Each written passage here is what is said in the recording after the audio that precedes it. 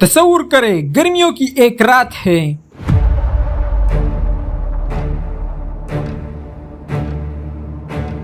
مکہ کی زمین پر ہوا میں گرد اڑ رہی ہے۔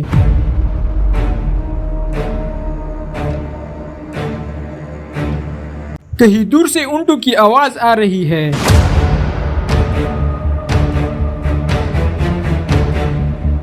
اور کعبہ کے ارد گرد چند لوگ بیٹھے ہیں، سرگوشیاں کر رہے ہیں۔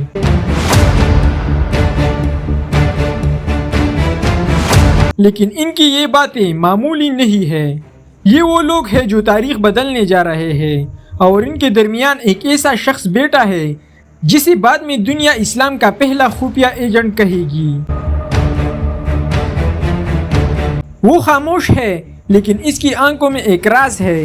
یہ ہے عباس بن عبد المطلب، نبی محمد صلی اللہ علیہ وآلہ وسلم کے چچا۔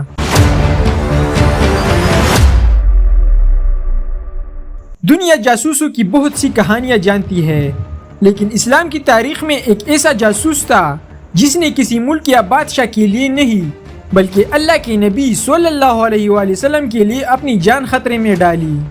سوچو، ایک طرف مکہ کی سب سے طاقتور سردار قریش کی لیڈر جو اسلام کو مٹانے کی قسم کھا چکے ہیں، اور دوسری طرف ایک اکیلا انسان جو انہی کے درمیان رہ کر انہی کی باتیں سنتا ہے اور خفیہ طور پر سب کچھ رسول صلی اللہ علیہ وآلہ وسلم تک پہنچاتا ہے۔ یہ کہانی ہے ایک ایسے شخص کی جس نے دشمنوں کے دل میں رہ کر اسلام کی حفاظت کی، جس نے اپنی ایمان کو راز بنا کر رکھا تھا، اور جس نے وہ کام کیا جو اس وقت کی کسی انسان نے سوچا بھی نہیں تھا۔ مکہ، جہاں ہر طرف طاقت، سیاست اور خوف کا راج تھا۔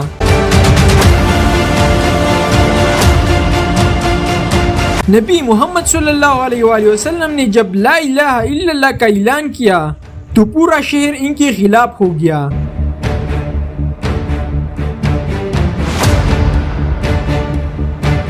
لوگوں نے آپ صلی اللہ علیہ وآلہ وسلم پر پتھر برسائے، مسلمانوں کو قید کیا اور اسلام کو جڑ سے اکھاڑ پھینکنے کی کوشش کی۔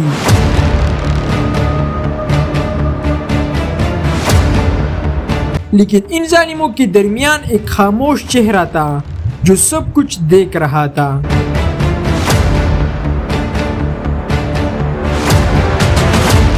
وہ قریش کے ساتھ بیٹھا تھا، ان کے منصوبے سنتا تھا، لیکن دل میں نبی صلی اللہ علیہ وآلہ وسلم سے وفاداری رکھتا تھا۔ یہ تھے حضرت عباس رضی اللہ تعالیٰ عنہ۔ دن میں وہ ایک کامیاب تاجر تھے، رات کو وہ ایک خفیہ محافظ بن جاتے تھے۔ انہیں قریش کے ہر سردار پر نظر تھی، کون کس سے ملتا ہے، کیا بات ہوتی ہے، کہاں حملے کا منصوبہ بنتا ہے، سب کچھ وہ نبی صلی اللہ علیہ وآلہ وسلم تک پہنچاتے تھے۔ عباس رضی اللہ تعالیٰ عنہ کا ایمان ابتدا میں خفیہ تھا، وہ سب کے سامنے اسلام قبول کرنے سے ڈرتے نہیں تھے بلکہ وقت کا انتظار کر رہے تھے، کیونکہ ان کا ایمان صرف نماز اور روزے کا نہیں تھا بلکہ ایک مشن تھا۔ ایک رات مکہ کی پہاڑیوں کے پیچھے ایک چھوٹا سا گروہ خاموشی سے جمع ہوا۔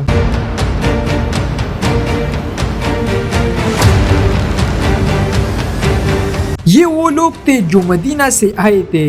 ان کا مقصد رسول اللہ صلی اللہ علیہ وآلہ وسلم سے خفیہ ملاقات۔ نبی صلی اللہ علیہ وآلہ وسلم کے ساتھ صرف ایک شخص تھا، حضرت عباس رضی اللہ تعالیٰ عنہ۔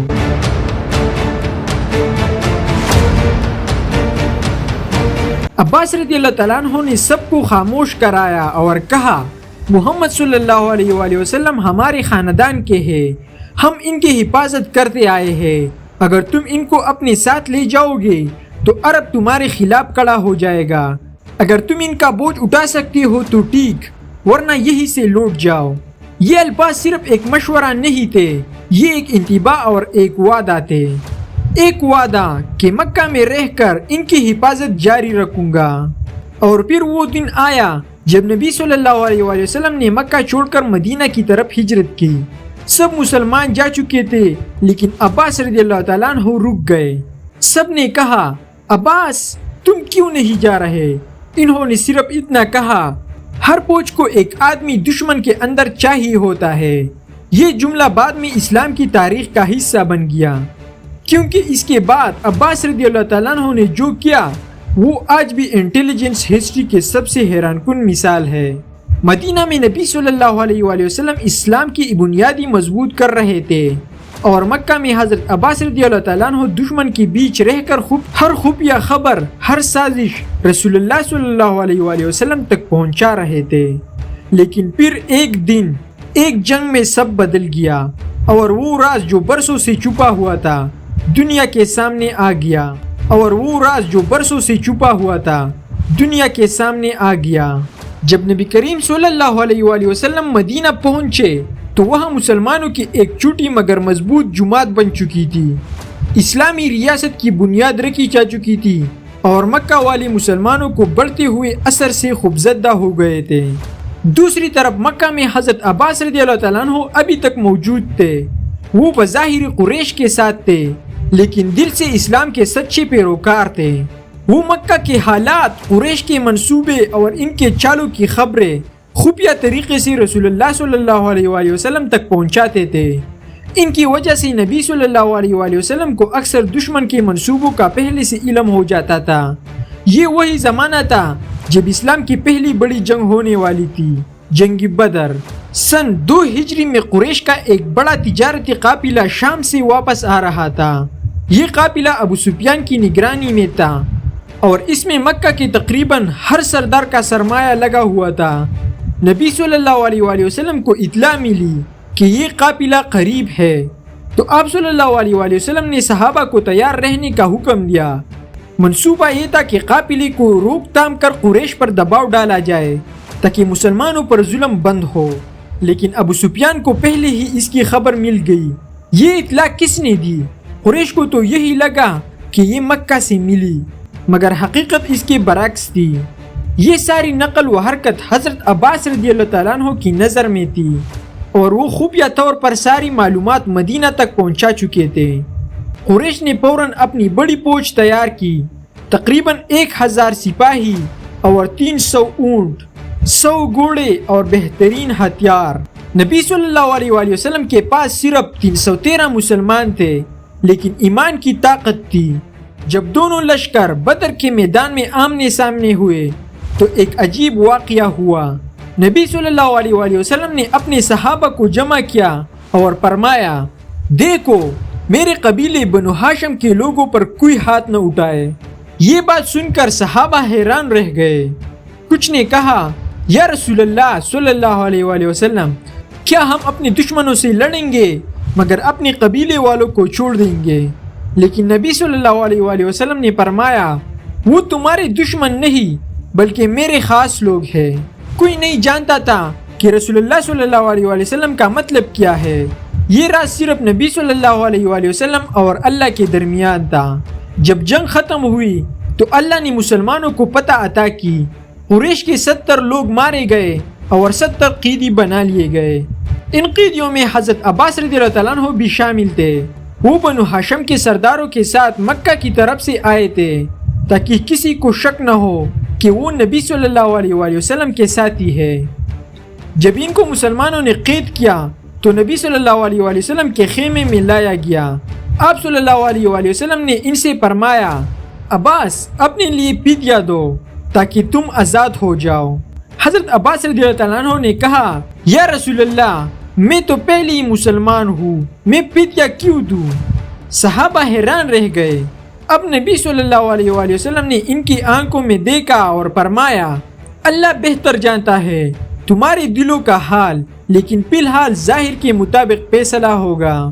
چند دن بعد جب فدیہ ادا کر دیا گیا تو حضرت عباس رضی اللہ تعالیٰ عنہ آزاد ہو کر مکہ واپس چلے گئے اور خفیہ مشن جاری رہا۔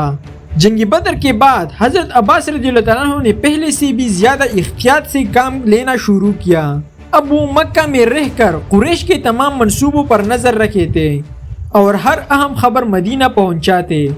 نبی صلی اللہ علیہ وآلہ وسلم نے ایک خاص نظام بنایا تھا، خفیہ پیغام رسانی کا نیٹ ورک۔ یہ نیٹ ورک حضرت عباس رضی اللہ تعالیٰ عنہ کے ذریعے چلتا تھا۔ کبھی تجارتی قافلے کے ساتھ کوئی پیغام جاتا، کبھی کسی حاجی کے ذریعے اور کبھی کسی غلام کے ذریعے جو آزاد ہونے کے شرط پر خبریں پہنچاتا۔ یہ وہ وقت تھا جب مسلمانوں کی معلومات دشمن سے کہیں بہتر تھی۔ حضرت عباس رضی اللہ تعالیٰ عنہ کی وجہ سے نبی صلی اللہ علیہ وآلہ وسلم کو کفار کے ہر منصوبے، ہر پوجی تیاری اور ہر سازش کا پہلے سے علم ہوتا، اسی لیے مدینہ میں مسلمانوں کی ریاست مضبوط سے مضبوط تر ہوتی گئی۔ جب قریش نے بدر کی شکست کا بدلہ لینے کا فیصلہ کیا تو ان کے تمام خفیہ منصوبوں کی خبر مدینہ پہنچ گئی اور یہ معلومات حضرت عباس رضی اللہ تعالیٰ عنہ نے فراہم کی۔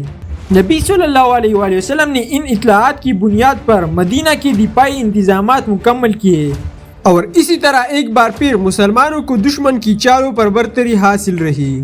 یہ تھا وہ مرحلہ جب حضرت عباس رضی اللہ تعالیٰ عنہ کا ایمان ابھی بھی خفیہ تھا، لیکن ان کی خدمات کلم کلا اسلام کی مدد کر رہی تھی۔ ان کی وفاداری، عقل اور احتیاط نے اسلام کو ابتدائی سالوں میں وہ طاقت دی جس نے آگے چل کر پورے عرب کو بدل دیا۔ اب ہم دیکھیں گے کہ کس طرح حضرت عباس رضی اللہ تعالیٰ عنہ فتح مکہ اور جنگ حنین میں ایک جاسوس سے بہادر مجاہد بن کر ابھرے۔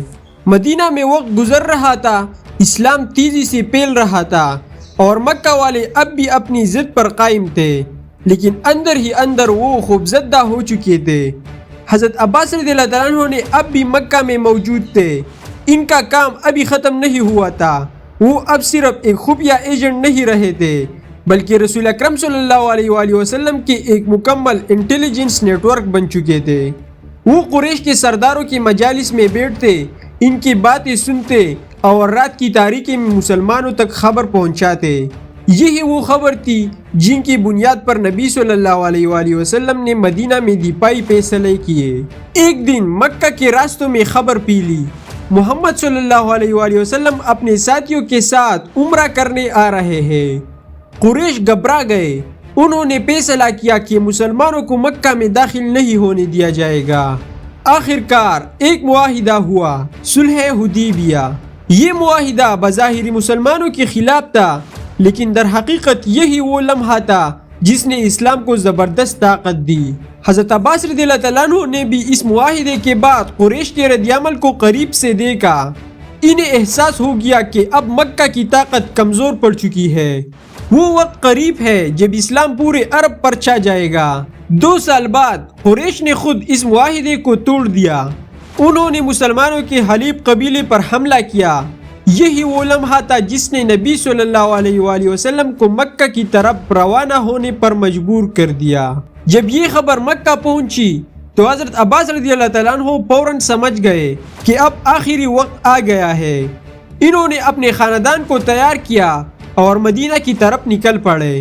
راستے میں وہ ایک لشکر سے ٹکرائے، ایک عظیم لشکر 10,000 سپاہیوں کا، جن کے درمیان اللہ کے نبی صلی اللہ علیہ وآلہ وسلم موجود تھے۔ حضرت عباس رضی اللہ تعالیٰ عنہ خوشی سے رو پڑے، انہوں نے عرض کیا، یا رسول اللہ صلی اللہ علیہ وآلہ وسلم، میں بھی آپ کے ساتھ ہوں، آج میرا خفیہ مشن ختم اور میرا کھلا جہاد شروع ہوتا ہے۔ نبی صلی اللہ علیہ وآلہ وسلم نے انہیں اپنے پاس روک لیا اور فرمایا، عباس تم میرے ساتھ ہی رہو گے، آج تمہاری آواز، تمہارا علم اور تمہارا ایمان بہت کام آئے گا۔ جب مسلمانوں کا لشکر مکہ کے قریب پہنچا تو نبی صلی اللہ علیہ وآلہ وسلم نے حکم دیا کہ ہر قبیلے کے سپاہی اپنے اپنے خیموں کے باہر آگ جلائے۔ 10,000 آگے جلی اور پورا مکہ روشنی سے بھر گیا۔ قریش کے دل کانپ اٹھے۔ ابو سفیان خود گھبراہٹ میں باہر نکلا، وہی راستے میں حضرت عباس رضی اللہ تعالیٰ عنہ سے ٹکرا گیا۔ عباس رضی اللہ تعالیٰ عنہ نے کہا، ابو سفیان تمہارے لیے ایک ہی راستہ بچا ہے، نبی صلی اللہ علیہ وآلہ وسلم کے پاس چلو اور امان حاصل کرو۔ ابو سفیان کانپتا ہوا نبی صلی اللہ علیہ وآلہ وسلم کے خیمے میں لایا گیا۔ نبی صلی اللہ علیہ وآلہ وسلم نے فرمایا، ابو سفیان ابھی وقت ہے، اسلام قبول کر لو۔ اس نے کہا، تم واقعی ایک عظیم سردار ہو اور تمہارا رب سب سے عظیم ہے۔ میں گواہی دیتا ہوں کہ اللہ کے سوا کوئی معبود نہیں اور محمد صلی اللہ علیہ وآلہ وسلم اللہ کے رسول ہے۔ یوں مکہ کے سب سے بڑے دشمن نے اسلام قبول کر لیا، اور یہ سب ہوا حضرت عباس رضی اللہ تعالیٰ عنہ کی بصیرت سے۔ اگلے دن نبی صلی اللہ علیہ وآلہ وسلم اپنے لشکر کے ساتھ مکہ میں داخل ہونے کا حکم دیا۔ حضرت عباس رضی اللہ تعالیٰ عنہ رسول اللہ صلی اللہ علیہ وآلہ وسلم کے قریب تھے۔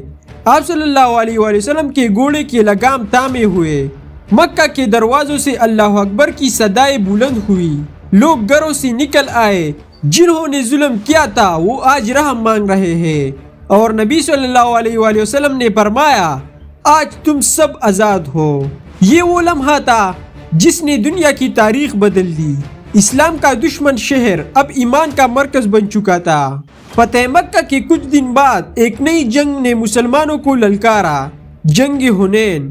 یہ وہ جنگ تھی جس میں حضرت عباس رضی اللہ تعالیٰ عنہ نے پہلی بار بطور ایک جنگجو شرکت کی۔ جب دشمن نے پہاڑوں سے تیروں کی بارش کی تو مسلمانوں کی صفیں بکھر گئی، بہت سے لوگ پیچھے ہٹ گئے، لیکن نبی صلی اللہ علیہ وآلہ وسلم اور چند صحابہ میدان میں ڈٹے رہے۔ حضرت عباس رضی اللہ تعالیٰ عنہ نے نبی صلی اللہ علیہ وآلہ وسلم کے گھوڑے کی لگام مضبوطی سے پکڑ رکھے تھے تاکہ دشمن قریب نہ آئے۔ نبی صلی اللہ علیہ وآلہ وسلم نے فرمایا عباس اپنی بلند آواز سے مسلمانوں کو پکارو۔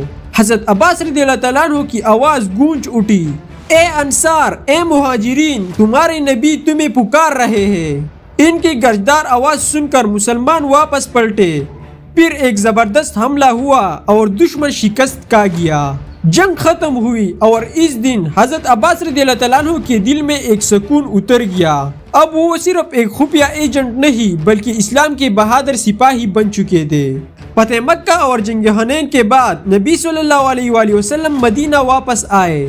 آپ صلی اللہ علیہ وآلہ وسلم نے مسجد نبوی کے قریب حضرت عباس رضی اللہ تعالیٰ عنہ کے لیے ایک گھر بنوایا اور خود اپنے ہاتھوں سے اس کی چھت پر بارش کی نالی لگائی۔ یہ نالی آج بھی تاریخ میں مشہور ہے، میزاب العباس۔ کچھ سال بعد نبی صلی اللہ علیہ وآلہ وسلم اس دنیا سے پردہ فرما گئے۔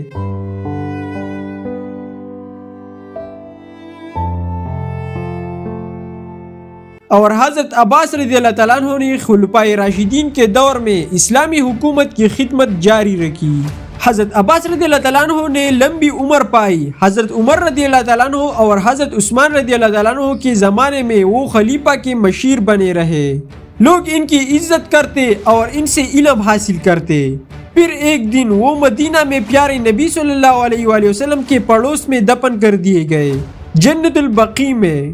ان کی قبر آج بھی اس بات کی گواہی دیتی ہے کہ اسلام کی پہلی ریاست ایک ایسی شخص کی وفاداری پر قائم رہی جس نے سچ کو چھپا کر حق کی حفاظت کی۔ وقت گزرتا گیا اور تقریباً 100 سال بعد حضرت عباس رضی اللہ تعالیٰ عنہ کی اولاد نے دنیا کا سب سے طاقتور اسلامی نظام قائم کیا۔ عباسی خلافت بغداد سے لے کر اسپین تک ان کے علم، حکمت اور عدل کی روشنی پھیلی، اور اس سب کی بنیاد رکھی گئی ایک ایسے شخص کی خفیہ ایمان، خاموش خدمت اور وفاداری سے جس کا نام تھا حضرت عباس بن عبد المطلب رضی اللہ تعالیٰ عنہ۔ یہ تھی کہانی اسلام کی پہلی جاسوس کی، ایک ایسے انسان کی جس نے ایمان کو راز رکھا اور اسی راز نے اسلام کو طاقت دی۔